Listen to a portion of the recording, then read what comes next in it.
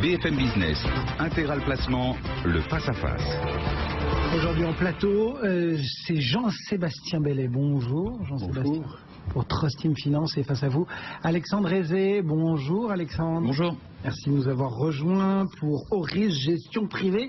On va bien évidemment regarder ce qui se passe, les grands thèmes qui font bouger les marchés, mais je compte aussi sur vous pour regarder un petit peu la vraie bourse, j'ai envie de dire, celle qui devrait prévaloir, celle des vraies actions qui sont traitées par des vrais gens.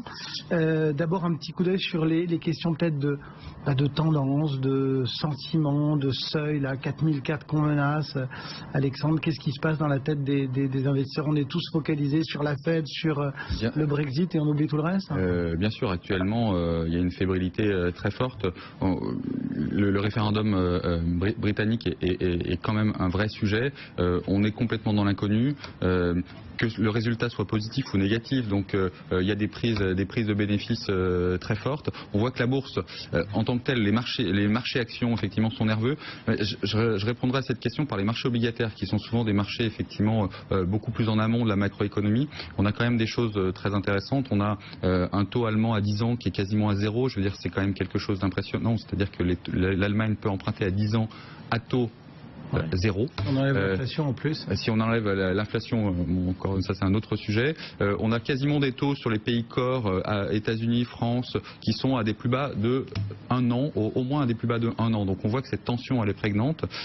Pas que sur des problématiques d'inflation, mais sur des problématiques effectivement économiques. Comment on va finalement construire une croissance pour demain, sachant qu'il peut y avoir des problèmes géopolitiques. Ces marchés obligataires que vous mettez en avant, ils sont aussi un petit peu dans le flux de la Banque Centrale Européenne, qui a entamé hier son programme de rachat d'actifs obligataires corporate, là pour le coup. La vraie question, et là si on est un peu dans le fond du sujet, même si on ne parle pas d'action, on peut quand même se demander pourquoi la BCE en fait va finalement enlever de la liquidité, enlever de la liquidité, mais de la bonne liquidité, c'est-à-dire qu'elle n'achète finalement que les actifs qui vont bien pour laisser aux investisseurs extérieurs acheter les actifs liquides, etc. Voilà, pour laisser en essayant d'obliger les autres investisseurs à investir sur des actifs moins bons.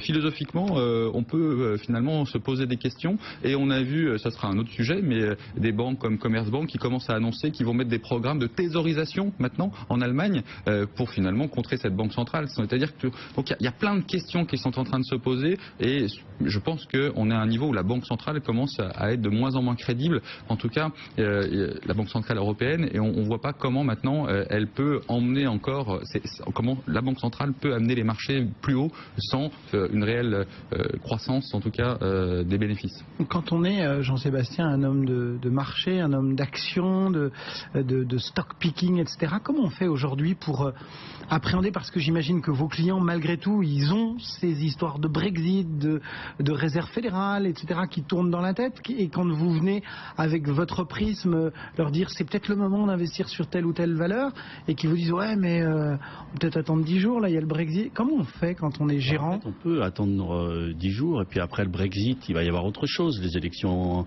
américaines ou les élections en Espagne pour commencer, puis les élections américaines, et puis après il y aura encore autre chose. Donc on voit bien qu'on se situe dans un monde qui est complexe et dans un monde sans croissance. Le décor dans lequel on doit s'habituer à vivre et dans lequel les marchés ne sont pas encore habitués à vivre, c'est un marché sans croissance, sans inflation, pour les raisons qu'on pourra développer ultérieurement, mais sans croissance, sans inflation. Et dans ce marché, évidemment, trouver des sociétés qui font de la croissance est probablement le meilleur moyen d'obtenir des rendements sur ces capitaux. Donc nos clients sont plutôt des gens qui s'inscrivent dans le long terme et qui comptent sur nous pour pouvoir traverser ces phases d'incertitude. Et je crois qu'il faut qu'on apprenne tous à regarder plus loin que le bout de nos chaussures et à vraiment essayer de se projeter sur les prochaines années plutôt que sur les prochaines semaines. Et sur les prochaines années, qu'est-ce qui arrive? Il y a cette révolution numérique, digitale, une vraie révolution industrielle qui va modifier les comportements, qui va modifier le marché de l'emploi, qui va modifier l'utilisation, l'usage des biens qu'on fait. Et ce monde sans croissance, parce que tous les pays sont arrivés à des niveaux de maturité, parce qu'il y a des niveaux de dette élevés, parce que la Chine, évidemment, a sa croissance qui ralentit et que ça a attiré une partie du monde. Donc il faut qu'on s'habitue à ce décor pour trouver son positionnement. Les marchés mettent beaucoup de temps à s'adapter, en fait, contrairement à ce qu'on peut penser. Ils ne sont pas réactifs, mais ils sont très lents parce qu'ils obéissent à des réflexes qui sont conditionnés par plusieurs années. Donc il faut aujourd'hui sortir un peu la tête de l'eau, regarder un peu plus loin. Et les entreprises, évidemment, ne sont pas, elles, focus sur le Brexit, les élections, et les entreprises déroulent des stratégies, et c'est ça qui est intéressant. Vous aussi, chez Horizon Gestion Privée, là, les clients, quand vous les appelez, vous essayez de leur faire de la pédagogie, Alexandre, pour leur dire...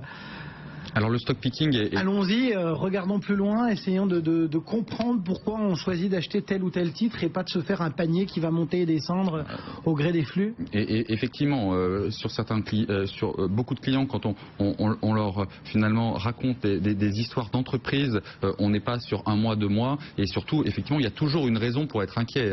L'année prochaine, ça sera effectivement les élections françaises, donc il y aura toujours effectivement ces problématiques-là. Et alors que on voit bien les bonnes entreprises, celles qui sont sur des technologies de rupture, celles qui ont une focalisation clientèle. Il y a des entreprises qui sortent de l'eau, et jamais le stock picking a été aussi important, puisque finalement on se rend compte que depuis 3-4 ans, dans cette reprise de marché due aux banques centrales, on voit bien que finalement il y a peu de décorrélation entre les grandes entreprises, les grands secteurs. C'est les benchmarks qui ont beaucoup monté, et là on va se retrouver finalement avec une banque centrale qui est moins importante dans les grands flux, effectivement un retour sur enfin l'entreprise et la valeur d'entreprise.